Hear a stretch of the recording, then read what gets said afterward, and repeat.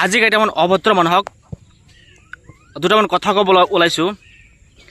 সিহঁতে দুদিন ধৰি মোক আকৌ জকাবলৈ ধৰিছে যে পঢ়া শুনা কৰি অনলাইন ডেলিভাৰী কৰি আছা। কিয় পঢ়া শুনা কৰিলে যে চাকৰি কৰিব লাগিব কথা এইটো নহয়।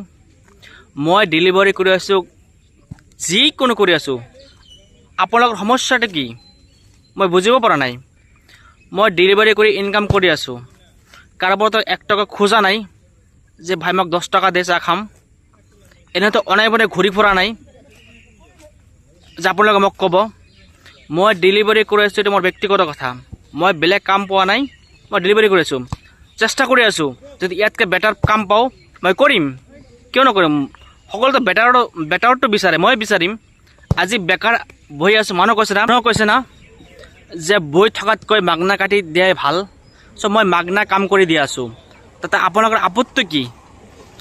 ঠিক এনেদৰে কথা নক'ব ভাই, বহুত বেয়া লাগে অন্তৰত। ঠিক আছে, আপোনালোকৰ মতে এতিয়া মোৰ ঘৰ এৰি বিদেশ যাব লাগিব নেকি? কেতিয়াও নাযাওঁ, যেতিয়ালৈকে থাকিম ইয়াতে কাম কৰিম, ইয়াতে ইনকাম কৰিম। নেক্সট টাইম আবুল তাবুল কথা নক'ব, শুকাই দিছোঁ আপোনালোকক।